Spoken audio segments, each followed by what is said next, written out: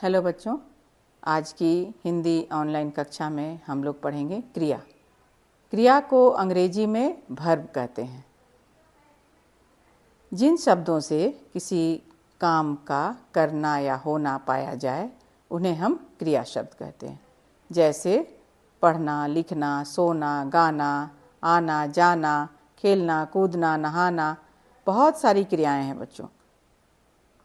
और क्रिया के बिना वाक्य अधूरा रहता है। आइए हम लोग एक अनुच्छेद के द्वारा समझेंगे। देखिए, सुबह का समय था। दूर से उड़कर आता हुआ एक रॉकेट तारा की छत पर उतरा। तारा गहरी नींद में सो रही थी। रॉकेट का दरवाज़ा खुला, एक सीढ़ी नीचे आई और अजीब सा एक प्राणी छत पर उतरा। उसने तारा को जगाया। तारा ने आंखें खोलीं।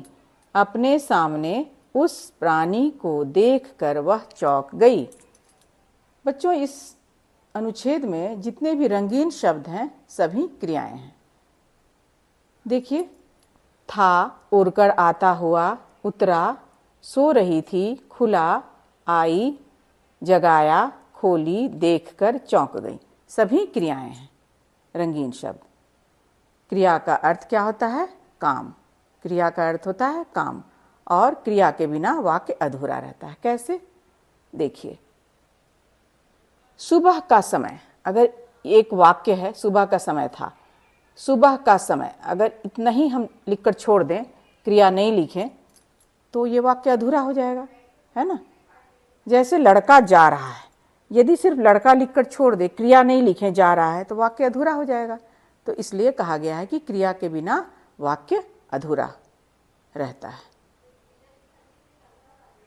इस प्रकार बच्चों देखिए परिभाषा, जिन शब्दों से किसी काम के करने या होने का पता चले उन्हें क्रिया शब्द कहते हैं। जैसे पढ़ना, दौड़ना, गाना, नाचना, सोना, आना, जाना, घूमना, भागना आदि। ठीक है, क्रिया शब्द। देखिए यहाँ पे शब्द है, शब्द कहते हैं। अब उम्मीद है बच्चों आप लोगों को परिभाषा समझ में आ गई होगी। क्रिया किसे कहते हैं, उदाहरण भी समझ में आ गया। अब आगे देखते हैं। लिंग, कारक तथा वचन में परिवर्तन होने पर क्रिया का रूप भी बदल जाता है। जैसे देखिए, लिंग परिवर्तन होने पर कैसे बदलता है, देखिए रूप। लड़का जा रहा है, लिंग बदलेंगे तो लड़की, लड़की जा रही है। ठीक है। कारक परिवर्तन होने पर कर्ण ने कहानी लिखी, कर्ण कहानी लिखता है। ठीक है, कारक हट गया तो ऐसे होगा, कर्ण कहानी लिखता है। वचन परिवर्तन होने पर लड़की नृत्य कर रही है, लड़कियां नृत्य कर रही हैं। वचन परिवर्तन करेंगे तो लड़की का लड़कियां होगा। ठीक है, तो बच्चों आप लोग क्रिया समझ गए, परिभाषा समझ गए आप लोग। अब हम लोग आगे पढ़ेंगे धातु। धातु क्या है? देखिए, क्रिया का मूल रूप धातु कहलाता है, मुख्य रूप, प्रधान रूप धातु कहलाता है।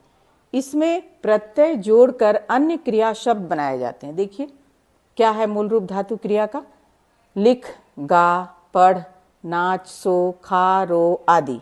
से लिख से क्या हो जाएगा? ना प्रत्यय जोड़ेंगे तो लिखना।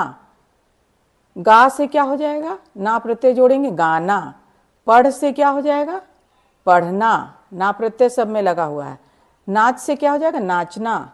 सो से सोना, खा से खाना, रो से रोना आदि क्रिया शब्द ना प्रत्यय जोड़कर बनाए गए हैं।